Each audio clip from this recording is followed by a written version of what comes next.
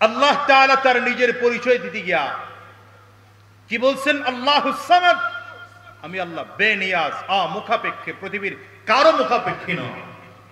হ্যাঁ, বানাইছেন কয় আসমান?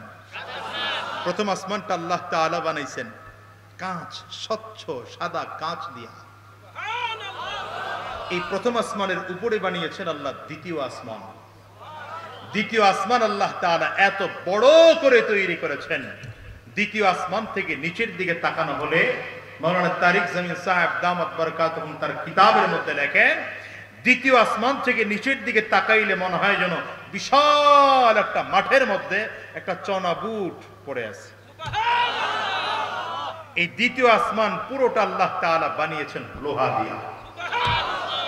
এর উপরে তৃতীয় আসমান, তৃতীয় আসমানটা আল্লাহ তাআলা বানিয়েছেন পুরোটা তামা দিয়া, তামা। তৃতীয় আসমান থেকে নিচের দিকে তাকাইলে এটা এত বড়, তৃতীয় আসমানের নিচে দুইটা আসমান, ঠিক না? এত বড় বানাইছেন তৃতীয় আসমানকে। উপর দিক থেকে নিচের দিকে তাকাইলে মনে হয় যেন বড় একটা ঘরের মধ্যে মহিলাদের রান্না করার একটা পিয়াজ তুলে দিয়েছে। এর উপরে আমার আল্লাহ বানাইছেন চতুর্থ আসমান। আল্লাহু আকবার, জোরে জোরে বলুন। চতুর্থ আসমান পুরোটা বানিয়েছেন আল্লাহ তাআলা রূপা দিয়া। কি দিয়ে বানাইছেন? রূপা দিয়া বানাইছেন। এত বড় করে আল্লাহ বানাইছেন চতুর্থ আসমান। চতুর্থ আসমানের দিকে থেকে যদি নিচের দিকে তাকানো হয়, মুরব্বীরা পান খাইলে যে সুপারিটা আছে এই সুপারির মতো দেখা যায়। এর উপরে আল্লাহ পাকের পঞ্চম আসমান। পঞ্চম আসমান আল্লাহ তাআলা পুরোটা বানিয়েছেন স্বর্ণ দিয়া। কি দিয়া? জোরে কান। স্বর্ণ দিয়ে এত বড় করে আল্লাহ বানাইছেন। পঞ্চম আসমান থেকে নিচের দিকে তাকাইলে মনে হয় যেন বড় প্লেটের মধ্যে খানা খাইতে বসলে একটা ছোট্ট মাছের চোখ যেমন ছোট মনে হয়, ঠিক তার চেয়েও নিচের চারটা আসমানকে তার চেয়েও ছোট মনে হয়। এর উপর আল্লাহ পাকের ষষ্ঠ আসমান। ষষ্ঠ আসমানটা পুরোটা বানিয়েছেন জবরদস্ত পাথর আর ইয়াকুত, জান্নাতি পাথর দিয়ে। ষষ্ঠ আসমান আল্লাহ তাআলা এত বড় তৈরি করেছেন, এই পুরুষের হাতের আঙ্গুলের মধ্যে যে আংটি থাকে, এটা আংটি নিচু পড়ে গেলে যেমন কখনো খুঁজে পাওয়া যায় আবার কখনো পাওয়া যায় না, তেমন ষষ্ঠ আসমান থেকে তাকাইলে নিজের পাঁচ আসমানকেও তেমন করে খুঁজে পাওয়া যায় আবার কখনো যায় না। আল্লাহু আকবার, চিল্লায়। এর উপরে আমার আল্লাহ পাকের সপ্তম আসমান। সপ্তম আসমানকে আল্লাহ তাআলা এত বড় করে তৈরি করেছেন। সপ্তম আসমানকে আল্লাহ তাআলা এত বড় করে তৈরি করেছেন যে আসমানটার থেকে নিচের দিকে যদি তাকানো হয় তাহলে মনে হয় যেন পুরুষের মাথার চুল কিন্তু ছোট হয় মহিলাদের তুলনায়। পুরুষের মাথার চুল নিচে পড়ে গেলে যেমন কখনো দেখা যায় আবার কখনো দেখা যায় না, ঠিক তেমনি ভাবে সপ্তম আসমান থেকে নিচের দিকে তাকাইলে বাকি ছয়টা আসমানকেও কখনো খুঁজে পাওয়া যায় আবার কখনো খুঁজে পাওয়া যায় না। এই সপ্তম আসমানটা আল্লাহ তাআলা পুরোটা তৈরি করেছেন আল্লাহু আকবার মণি মুক্তা দিয়া।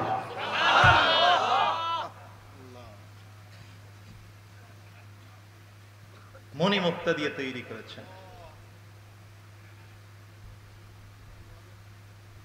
এই বিশাল আসমান তৈরি করতে আল্লাহ পাকের কোনো মিস্ত্রি লাগছে? যেমন আল্লাহ 7 আসমান বানাইছেন তেমন 7 জমিন বানাইছেন, লাগে নাই কোনো মিস্ত্রি, লাগে নাই। আল্লাহ কয় আমি আল্লাহ। শুধু তাই না, এই জমিনকে আল্লাহ চালাইতেছেন, এটা পিঁপড়ারও খবর আল্লাহ রাখেন। খালি আপনার আমার খবর রাখেন তা না, আরে ভাই আপনার আমার খবর তো আল্লাহ এমন রাখেন, প্রতিটা শ্বাস ফেলতেছি প্রতিটা শ্বাস নিচ্ছি এর খবর আমার আল্লাহ রাখতেছে। এভাবে করে করে সব মখলুকদেরকে আল্লাহ লালন পালন করতেছেন। আল্লাহর কোনো সহযোগী লাগে না, আল্লাহর কোনো সহযোগী লাগে না। কেমন সহযোগী লাগে না? দেখেন আল্লাহ তাআলা, আল্লাহু আকবার, মানুষের জান কবজ করার জন্য একজন ফেরেশতারে দায়িত্ব দিয়েছে, অথচ এই ফেরেশতাও জানে না কার জান কখন কবজ করা হবে। ওয়ামা তাদরি নাফসুম বিআই আরদিন তামুত, কোন জমিনে মরবা কোন সময় মরবা এটা তুমিও জানো না, ফেরেশতা নিজেও জানে না। তার হাতের নাম লিস্ট করে দেওয়া হয়, এই ধরো এটা জান কবজ করে নিয়ে আসো। কেমন খালেক, কেমন রব, কেমন বেনিয়াস! একজন ফেরেশতারে দায়িত্ব দিবেন বৃষ্টি বর্ষানোর, ওই ফেরেশতাও জানে না কখন বৃষ্টি হবে।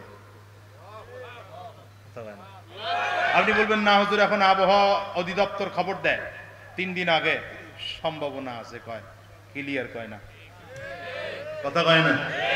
তারপরেও কয় আমফান আইব কক্সবাজার দিয়ে ঢাকায় আক্রমণ করবে, দেখা গেছে ওই দিক দিয়ে ইন্ডিয়া জায়গা। তাহলে এটা ধারণা, তাও আলামত দেখা ধারণা, বলে না তো, বলে না তো।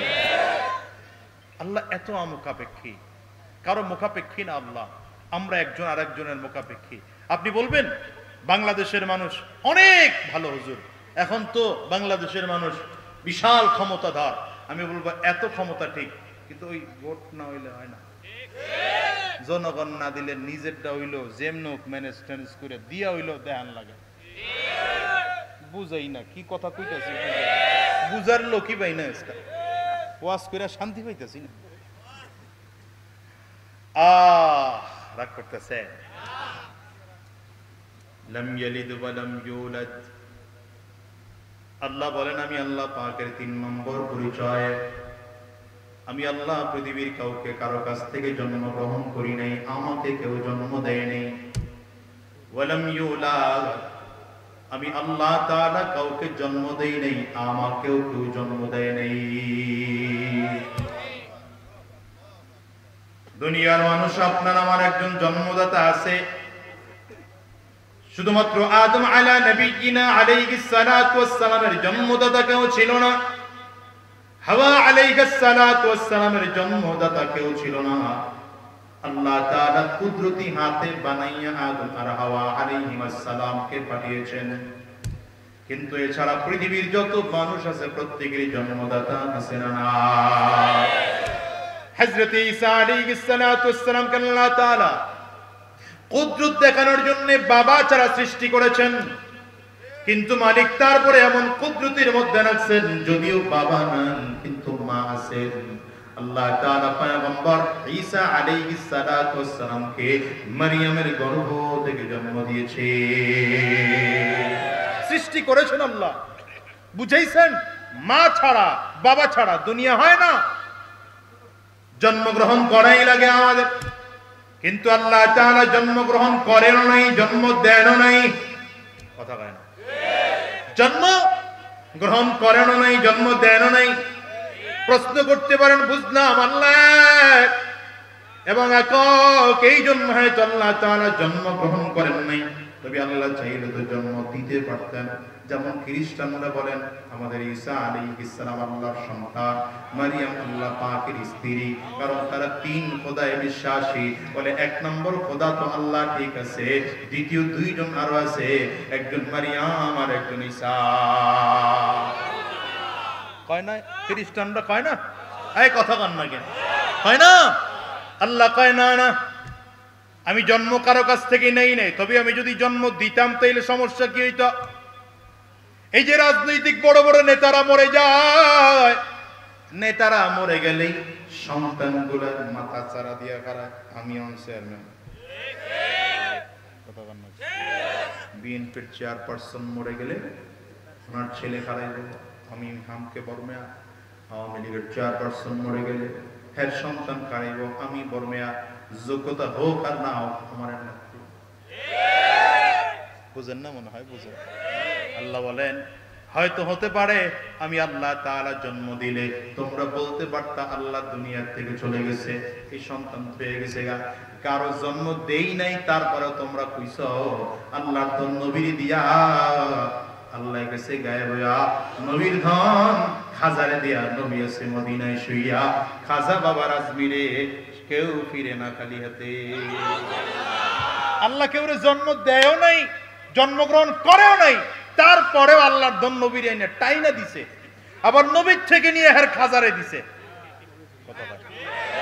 নাউজুবিল্লাহ কয় না কেডা কেডা খেয়াল করি না, আসেনি এমন গান? আমি তখন ছাত্র বয়সে দেখতে গেছি যে আসলে কুফুর হয় কি কায়দায়।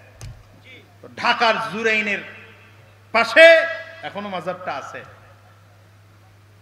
তো ওই মাজারে গেছি যে করে কি গিয়া দেখি রাত্রিবেলা গান গাইতেছে, এরকম আসর বসায় মাঝখানে পিসাব বয়ে রয়েছে, পেট তো মাশাআল্লাহ।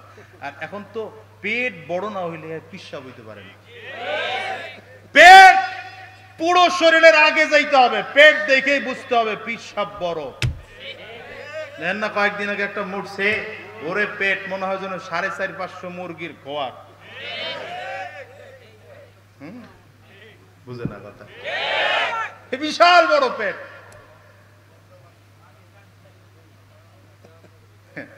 আমার নবীর পেট ছিল। শামাইলে তিরমিজি পড়ে দেখেন, রাসূল আরবি সাল্লাল্লাহু আলাইহি ওয়াসাল্লামের পেট আর সিনা, সিনা নবীজির উঁচু ছিল, পেটের সে সিনা উঁচু ছিল বেটা। কথা বল না কেন? নবীর দরবারে এমন আসর ছিল না যে আসরে আলাদা, এই যে এখন আম করে বসাইছেন আলাদা চেয়ার, এটা চিন্তা করতেছি চেয়ারে না বইলে আপনারা আমার খুঁজে পাইবেন না, এই জন্য বুঝছি। কথা বল না কেন? নবী আলাইহিস সালাম সাহাবায়ে কেরামদের মাঝে বসা থাকলে দূর থেকে কেউ যদি অপরিচিত লোক আসতো, কে সাহাবী কে নবী খুঁজেই তো পাওয়া যেত না। আর এখন আমাকে বাপসাম লাগবে, নামের শুরুতে আলহাজ লাগবে, মুফতি লাগবে, শায়েখ লাগবে, অমুক লাগবে, তমুক লাগবে, বড় আলেম লাগবে, নাম উপরে কেন নিচে কেন, এইটা কেন সেইটা কেন, এইগুলো হাওয়ায় কাফির বদমাশ গুলো তোমার মাথার উপরে লবণ রেখে তারপরে বড়ই খাচ্ছে, তুমি টেরও পাও না। কথা বল না কেন? ঠিক নয়তো মুসলমানদের প্রথম কিবলায় হামলা হয় আর বিশ্বের মুসলমান শিয়ালের মতো মাথা নিচু করে ঘুমাইতেছে। এটা হয় কি করে আমাকে বলেন, হয় কি করে? এটা কাবা যেমন পবিত্র জায়গা, মদিনাতুল মুনাওয়ারা যেমন পবিত্র জায়গা, বাইতুল মাকদিস সেটাও তেমন আরেকটি পবিত্র জায়গা। কথা বল না কেন? হ্যাঁ, মনে করতে পারেন কাবা আল্লাহ হেফাজত করবেন, মদিনাতুল মুনাওয়ারা যেমন হেফাজত করবেন, বাইতুল মাকদিসকেও আল্লাহ ঠিকই হেফাজত করবেন, কিন্তু তুমি যে 2 নম্বর ধরা খেয়ে গেছো। কথা বল না কেন? কথা বল না কেন? এই ভালো করে বুঝবেন, ভালো করে বুঝবেন, ফিলিস্তিন এটা মুসলমানদের কলিজার জায়গা, ফিলিস্তিন মুসলমানদের কলিজার জায়গা, বাইতুল মাকদিস মুসলমানদের প্রথম কিবলার জায়গা।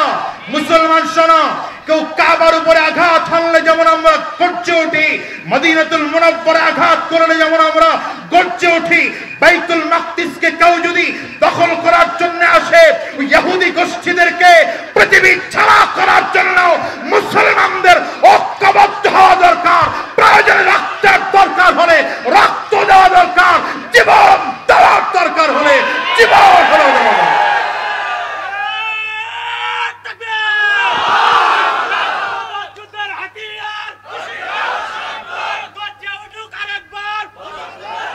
আমরা পারি নাই, এই সাউন্ড বাড়ান, আমরা পারি নাই আমরা এগুলো করতে।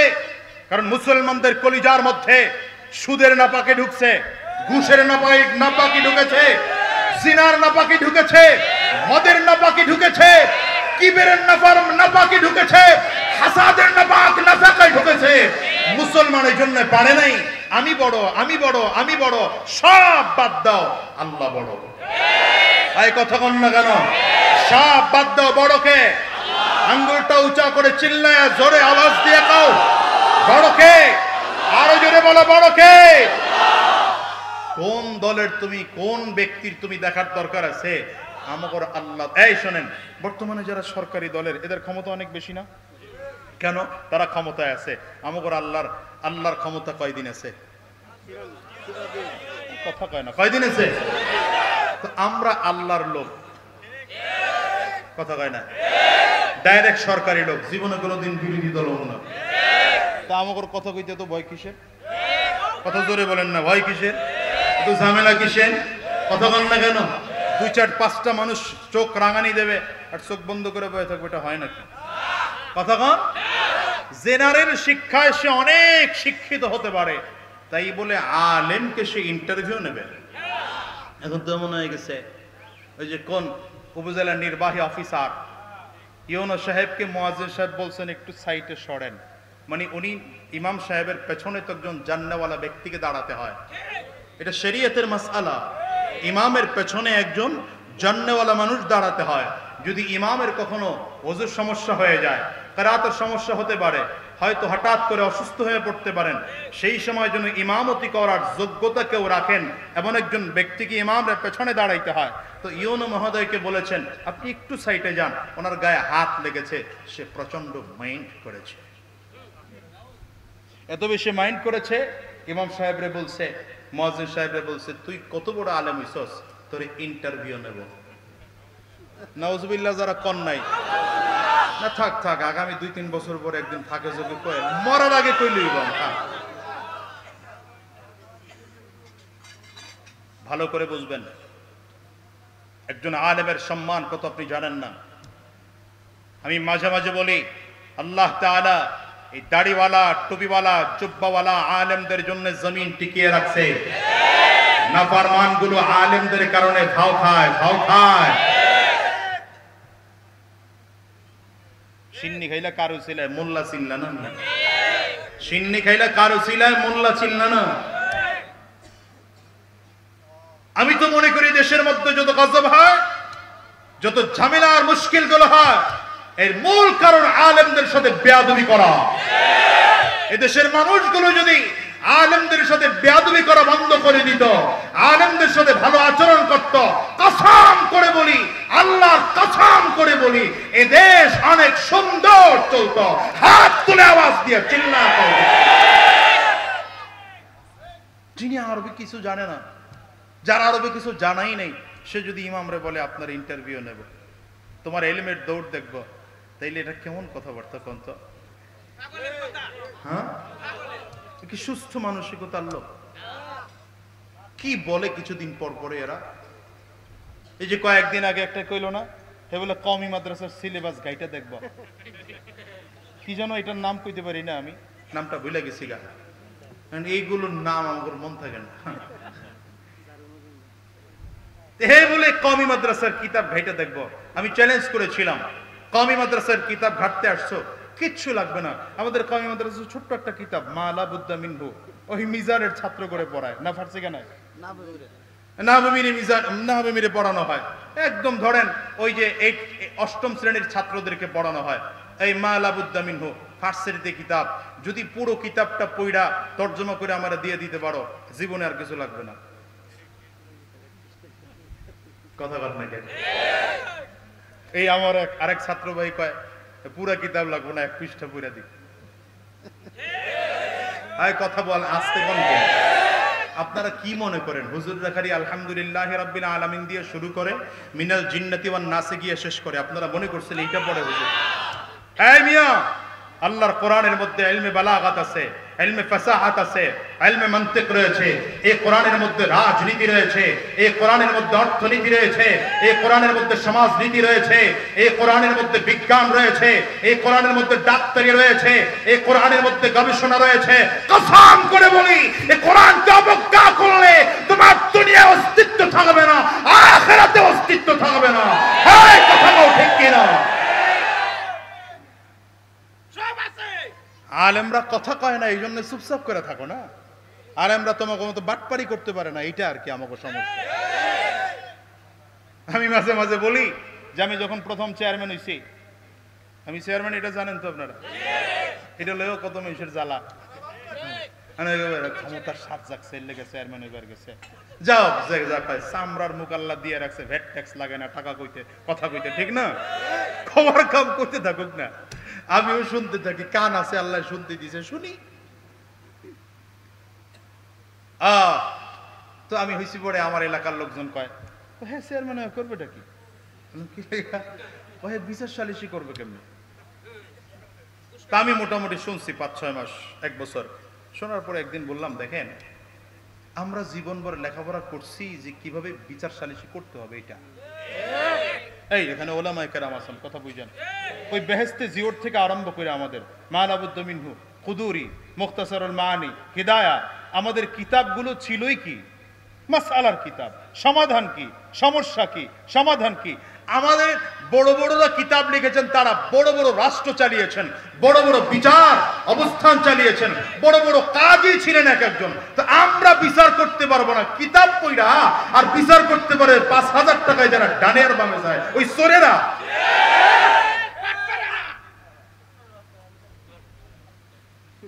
বিচার আমরা করতে পারবো না।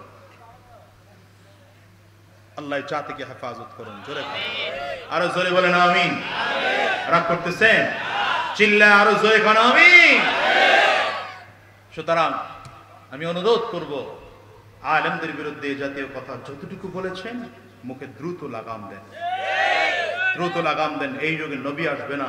ইন্নাল উলামা ওয়ারাসাতুল আম্বিয়া, এই যুগের উলামায়ে কেরাম হলো নবীদের ওয়ারিস।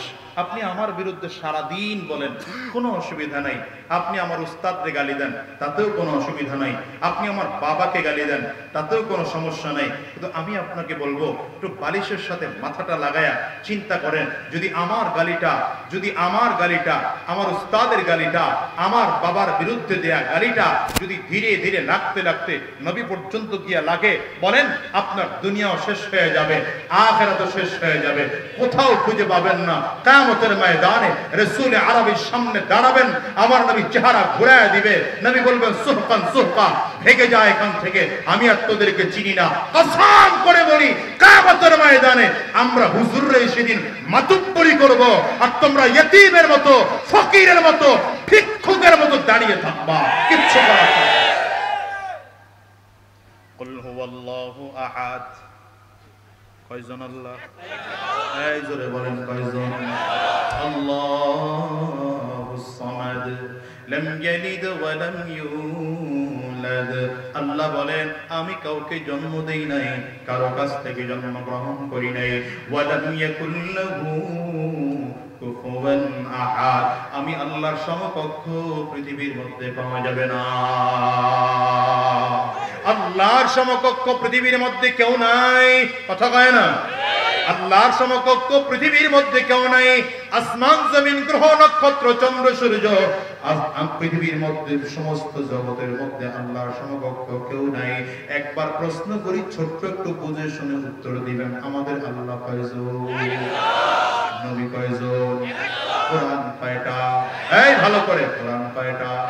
হে মুসলমান, যদি আল্লাহ একজন হন, নবী যদি একজন হন, কোরআন যদি একটা হয়, আমাদের মুসলমানদের দল হবে কয়টা? বর্তমানে দল কয়টা? দলের শেষ নেই। কথা কন না জানো? এক এক দল এমন আছে, 3 জন লোক খুঁজে পাওয়া যায় না। কথা কন না কেন? দাঁড়াইলে একটা মেম্বারই ভোটও পায় না, সেও বড় নেতা। কথা জোরে কন না কেন? এত দল মোটেও নয়। হ্যাঁ, হতে পারে তোমার সিলের বাক্স ভিন্ন হতে পারে, ব্যালট তোমার ভিন্ন হতে পারে, কিন্তু এটা তোমাকে স্বীকার করতেই হবে, তোমার আল্লাহ একজন, নবীও একজন, কোরআন একটা। ইসলামের জায়গায় আসলে তোমাকে সব সময় এক হয়ে থাকতে হবে। এখানে উলামায়ে কেরামদের নেতৃত্ব তোমাদেরকে মেনে নিতে হবে। এই কথা কও না, এখানে তোমার নেতৃত্ব চলবে না। ইসলামের জায়গায় আসলে উলামায়ে কেরামদের নেতৃত্ব মেনে নেওয়া লাগবে। কোরআনের জায়গায় আসলে আলেমদের নেতৃত্ব মেনে নেওয়া লাগবে। ভালো করে মনে রাখবা, বলে দিয়ে যাই, শুনে রাখো, দুনিয়ার নেতৃত্ব হয়তো তোমরা দিতে পারো, কারণ দুনিয়ায় লেখাপড়া করলেও নেতৃত্ব দেওয়া যায়, মূর্খ হইলেও নেতৃত্ব দেওয়া যায়। ইসলামের নেতৃত্ব মূর্খ হইলে দেওয়া যায় না। স্বশিক্ষিত হইলেও নির্বাচন করা যায়। কথা কয় না? স্বশিক্ষিত হইলেও, এটা মূর্খ হইলেও নেতৃত্ব দেওয়া যায়। গোলেমালে কোনো কায়দায় দেওয়া যায় তো একটা বুঝ। কথা কয় না? আই জোরে কন না কেন? দুনিয়ার পরিচালনা করার জন্য শিক্ষিত হওয়া লাগে না। দুনিয়া পরিচালনা করার জন্য বড় শিক্ষিত হওয়া লাগে না, কিন্তু জান্নাত পাওয়ার জন্য শিক্ষিত হওয়া লাগে। কথা বলেন না কেন? আপনি যদি বলেন মুসলমানের সন্তান, আমি কালিমাতুত তাইয়্যিবা জানি না, তাইলে আপনার ঈমানটা ঠিক আছে নাকি? আপনি কালিমাতুশ শাহাদা জানেন না, ঈমানটা ঠিক আছে নাকি? সূরা ফাতিহা শুদ্ধ করতে পারেন না, নামাজ হয় নাকি আপনার? আপনি 4টা সূরা ঠিক করে পড়তে জানেন না, আপনার নামাজ শুদ্ধ করে হয় না। বলে হুজুর আমি সানা জানি না, আপনার নামাজ ঠিক করে হয় না। দোয়া কুনুত জানেন না, নামাজ ঠিক করে হয় না। তাশাহুদ পড়েন না, নামাজ ঠিক করে হয় না। দুরূদ শরীফ জানেন না, নামাজ ঠিক করে হয় না। দোয়া মাসুরা জানেন না, নামাজ ঠিক করে হয় না। এরপরে একদল কয় হুজুর এখন আমরাও জানাজা পড়াইতে পারি। তা আমি বলি ঠিক আছে মিয়া, জানাজার নামাজ তো আসর আর জোহরের নামাজের মতো, আসরের নামাজ জোহরের নামাজের ইমামতি সবাই করে। কথা কেন মাগরিবেও টুকটাক পারে, কারণ ছোট সূরা তো কসারে মুফাসসাল, কিন্তু এশার নামাজ আর ফজরের নামাজের ইমামতি দিলে বোঝা যায় দৌড় কার পক্ষে। হ্যাঁ, ফজরের নামাজের তেলাওয়াতে মুসল্লি বেকায়া যায় মিয়া, মুসল্লি বেকায়া যায়, তারপরে তো ইমামতি এত সহজ মনে করছেন নাকি? রাগ করতেছেন আপনার, অসুবিধা হইতেছে? এই শোনেন, আল্লাহ কয়জন? আঙ্গুলটা উঁচা করে চিৎকার করে জোরে বলবেন কয়জন? আল্লাহ কয়জন? নবী কয়জন? কোরআন কয়টা? তাহলে মুসলমানের দল হবে কয়টা? জোরে বলেন, দল হবে কয়টা? অনেকে প্রশ্ন করবেন, হুজুর দল তো আপনারাই বানাইছেন, আমরা দল বানাই নেই। শুনেন, মাদ্রাসা 100 হতে পারে, 1000 হতে পারে, কিন্তু সব মাদ্রাসায় বুখারী পড়ানো হবে। কি কথা কন না কেন? উস্তাদ ভিন্ন হোক, সমস্যা কি? মাকসাদ তো এক। উস্তাদ ভিন্ন, রাস্তা তো এক। বাহন ভিন্ন, রাস্তা তো এক। আপনিও ঢাকায় যাবেন, আমিও ঢাকায় যাব। আপনি প্রাইভেটে করে যান, আমি হয়তো গাড়িতে করে যাই, আরেকজন হেঁটে রওনা করেছে, আরেকজন রিকশায় যায়, আরেকজন সিএনজিতে যায়, তো যায় তো ঢাকায়। আপনি যে উদ্দেশ্য তৈরি করছেন, আপনার গাড়িও ঠিক নাই, গন্তব্যও ঠিক নাই। মুসলমান সুতরাং আজকে সিনার মধ্যে ঢুকায় নেন, চিরজীবনের জন্য সিনার মধ্যে ঢুকায় নেন, আল্লাহ যেহেতু একজন, নবী যেহেতু একজন, কোরআন যেহেতু একটা, আমাদের দল হবে একটা, আমাদের দল হবে একটা। হতে পারে নাম ভিন্ন, হতে পারে দল ভিন্ন, হতে পারে হুজুর ভিন্ন, কিন্তু যখন কোন ইসলামের বিরুদ্ধে ইস্যু চলে আসবে, যখন কোন বেঈমানদের বিরুদ্ধে ইস্যু চলে আসবে, যখন কোন ইসলাম রক্ষার ইস্যু চলে আসবে, শুধু বাংলাদেশের মুসলমান নয়, সারা পৃথিবীর মুসলমানেরা প্রয়োজন ঐক্যবদ্ধ হয়ে ফিলিস্তিনকে রক্ষা করার জন্য যুদ্ধের ময়দানে ঝাঁপিয়ে পড়বে, যুদ্ধের ময়দানে ঝাঁপিয়ে পড়বে। কুল হুয়াল্লাহু আহাদ আল্লাহুস সামাদ লাম ইয়ালিদ ওয়া লাম ইউলাদ ওয়া লাম ইয়াকুল লাহু কুফুয়ান আহাদ। আবার বলেন, আল্লাহ কয়জন? দিল থেকে কম কয়জন? নবী কয়জন? কোরআন কয়টা? আমাদের ঈমান আনতে হবে এক আল্লাহর উপরে। কয় আল্লাহর উপরে? আওয়াজ করে জোরে বলেন। এই জন্য ঈমানটাকে মজবুত করো যুবক। দুনিয়ায় তোমার ঈমানটাকে দুনিয়া থেকে বিতাড়িত করার জন্য, তোমার ঈমানটার মধ্যে ভেজাল লাগানোর জন্য হাজারো কায়দায় মানুষ দাঁড়িয়ে আছে। তোমাকে মানুষ দেখবা কত রকম অফার দিবে ঈমান থেকে বের হয়ে যাওয়ার জন্য। আল্লাহর কসম করে মাথায় হাত রেখে বলে যাই রে যুবক, জীবনে কারো প্ররোচনায় আমার আল্লাহর উপর থেকে ঈমান সরায় না। ভালো করে মনে রাখবা, ইজ্জত দেওয়ার মালিক কে? ইজ্জত নেওয়ার মালিক কে? সম্মান দেওয়ার মালিক কে? জোরে বলেন, সম্মান নেওয়ার মালিক কে? ক্ষমতা দেওয়ার মালিক কে? ক্ষমতার থেকে আবার চেয়ার থেকে লাথি মেরে নামায় দেওয়ার মালিক কে? আবার ক্ষমতার চেয়ারে বসাইয়া জুতার বাড়ি খাওয়ানোর মালিক কে? জোরে কর।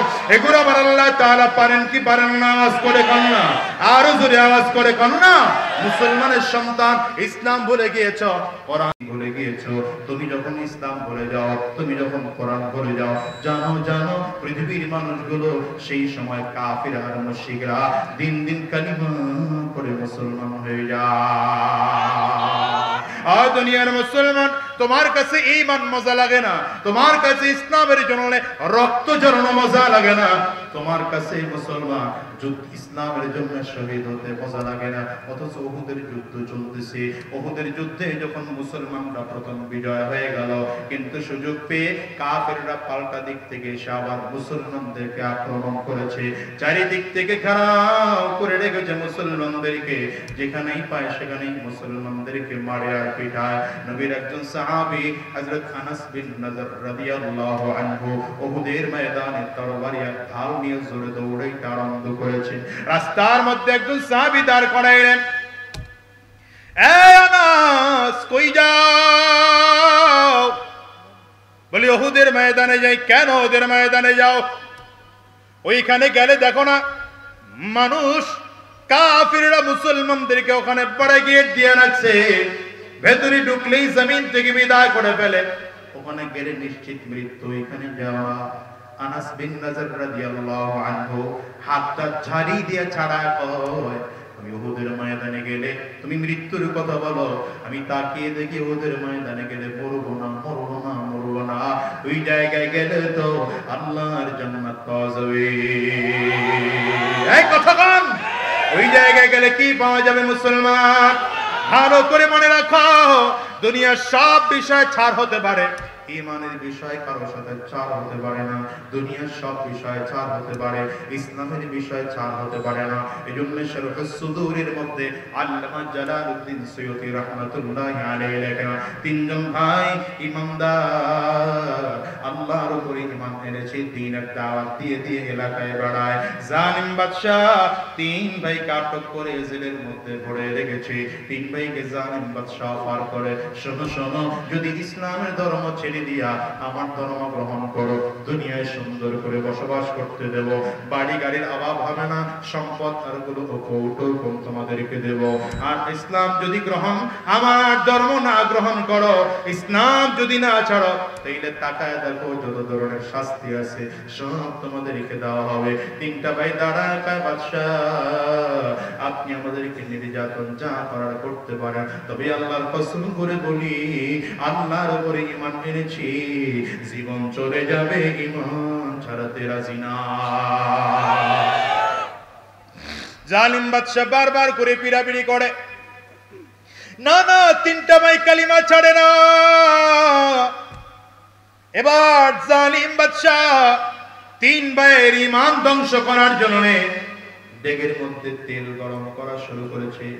বিশাল ডেগের মধ্যে তেল গরম করে, কারণ ওদের মনের চিন্তার চেতনা, মুসলমানরা বুঝি হামলা মামলারে ভয় পায়, মুসলমান বুঝি হামলা মামলারে ভয় পায়, মুসলমান বুঝি জেলরে বড় ভয় পায়, মুসলমান বুঝি রক্তের বড় ভয় পায়। কিন্তু এরা জানে না, কিছু মুসলমান এমন আছে যারা আল্লাহর জন্য রক্তের প্রয়োজন হলে রক্ত দিতে পারে, জেলখানায় যাওয়ার দরকার হলে জেলখানায় যাওয়া লাগতে পারে, হাতের মধ্যে যদি হ্যান্ডকাপ লেগে যায় আল্লাহর জন্য গ্রহণ করতে পারে, আল্লাহর জন্য যদি জীবন দেওয়ার প্রশ্ন হয়। একদল মানুষ এমন আছে, তুম্মা উহিয়া তুম্মা উকতাল, তুম্মা উহিয়া তুম্মা উকতাল। নবী আমার কয়, যদি আমার এমন অবস্থা হইতো বারবার করে আমি জিন্দা হইতে পারতাম, তাইলে বারবার শহীদ হইতে পারতাম।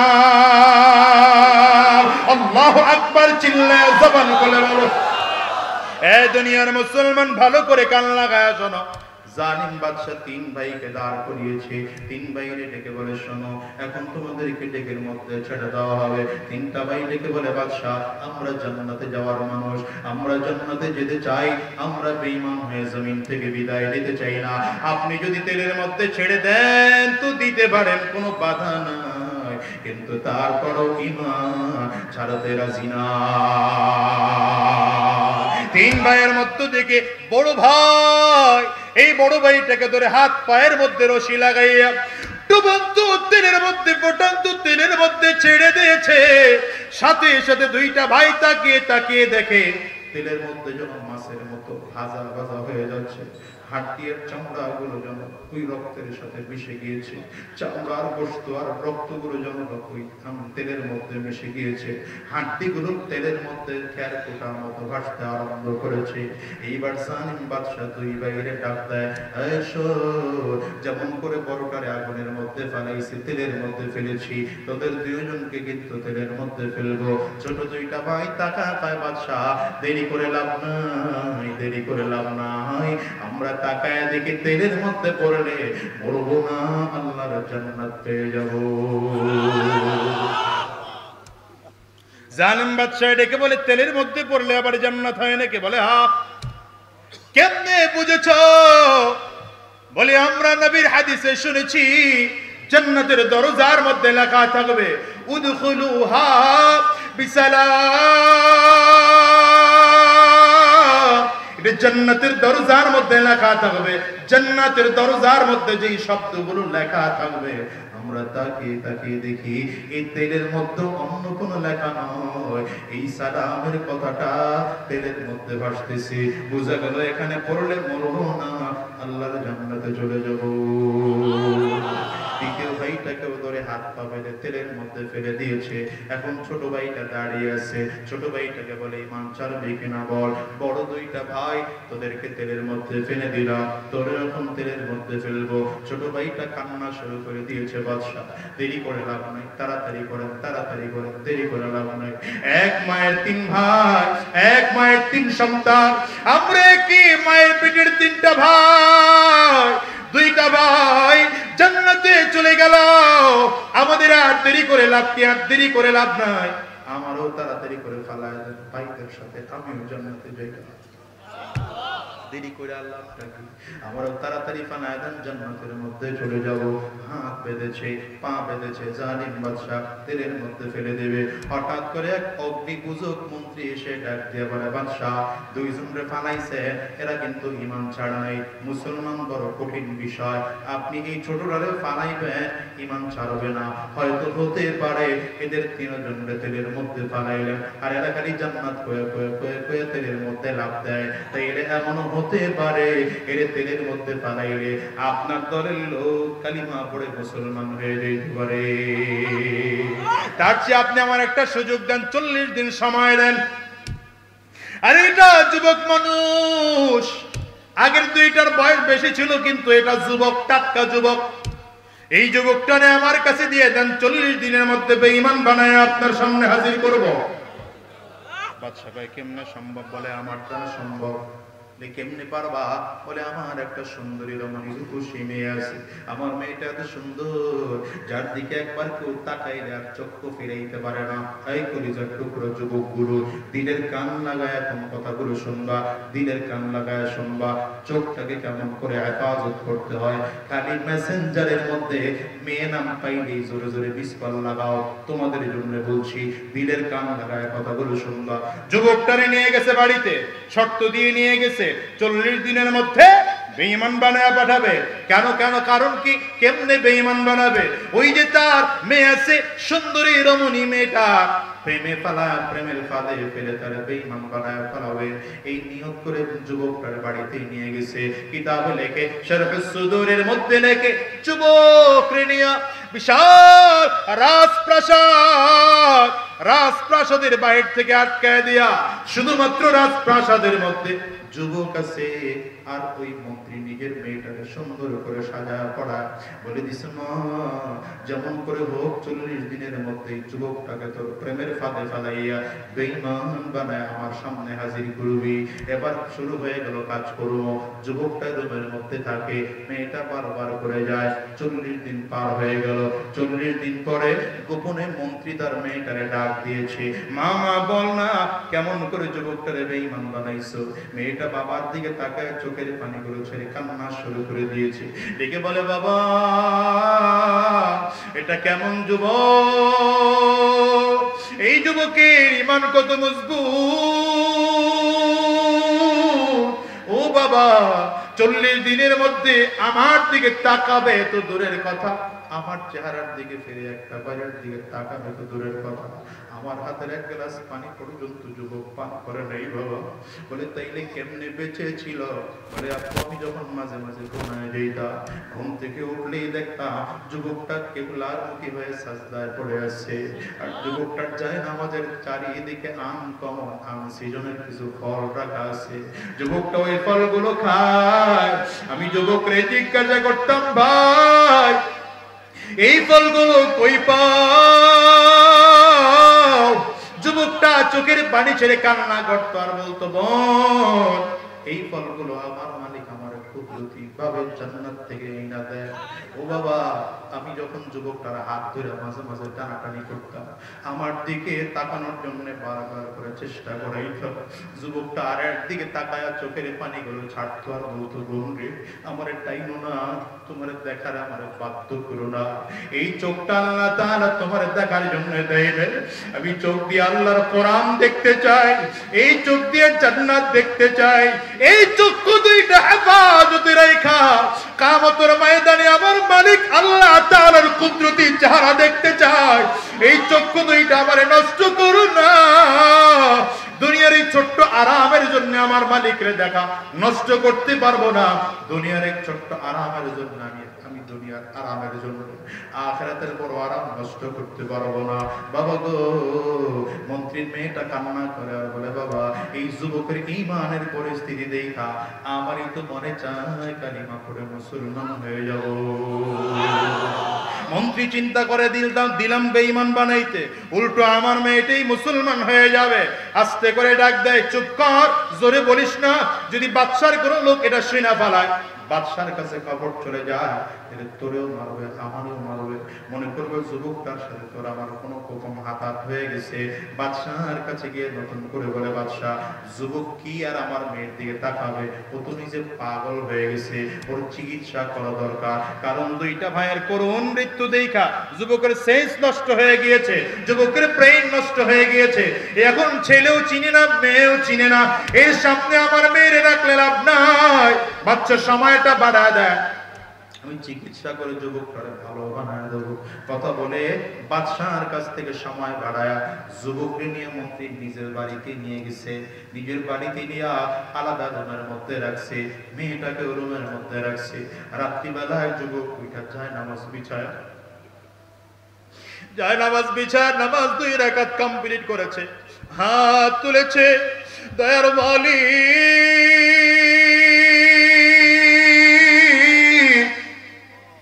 তুমি চাইলে তো গুনাহের মজলিস থেকেও বাঁচাইয়া বান্দারে হেফাজত রাখতে পারো আল্লাহ। ও মালিক, তুমি চাইলে তো সব পারো। 40টা দিন গুনাহের পরিবেশের মধ্যে ছিল, কিন্তু তুমি আমার দিয়ে যেমন করে গুনাহ করাও নাই, ওই গুনাহের পরিবেশ থেকে যেমন করে বের করে রাখছো, তুমি চাইলে তো আমার জান্নাতেও দিতে পারো। আবার 2টা বাইরে জান্নাতে তুমি দিয়ে দিছো। আমরা এক মার ঘরের সন্তান, আমাদের এই 2টা ভাই জান্নাত মা পড়ায় মুসলমান বানায় দাও। আমার কলিজার টুকরা যুবকদেরকে বলবো, যুবক ভাই, ঈমান বড় কঠিন দামি। ঈমান পৃথিবীর সবচেয়ে দামি সম্পদ। স্বর্ণের চেয়েও ঈমান দামি সম্পদ। ওই কি বলে, মণি মুক্তার চেয়েও ঈমান বেশি দামি সম্পদ। ঈমানের চেয়ে দামি সম্পদ পৃথিবীর মধ্যে আর কোনো কিছুই নাই। ঈমানটারে মজবুত করো, দিলটারে মজবুত করো। পৃথিবীর সব হিংসা, হাসাদ, ফাসাদ ভুলে গিয়ে ওলামায়ে কেরামদের নেতৃত্বে ঐক্যের দেওয়াল তৈরি করো, ঐক্যের মশাল তৈরি করো। দেখবা বেঈমানরা তোমার সামনে আসার সুযোগ পাবে না, বেঈমানরা তোমার কাছে আসার সুযোগ পাবে না, বেঈমানরা ইসলামের বিরুদ্ধে কথা বলার সুযোগ পাবে না।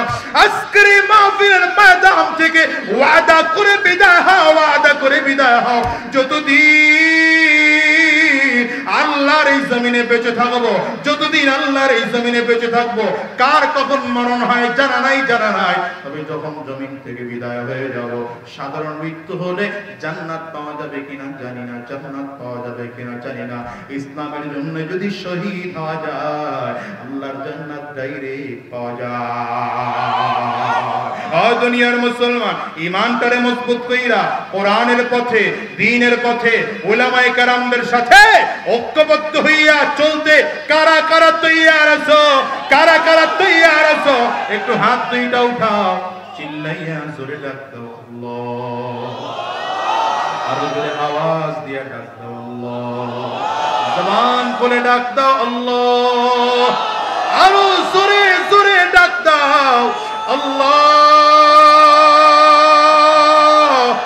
গোদায়ার মালিক,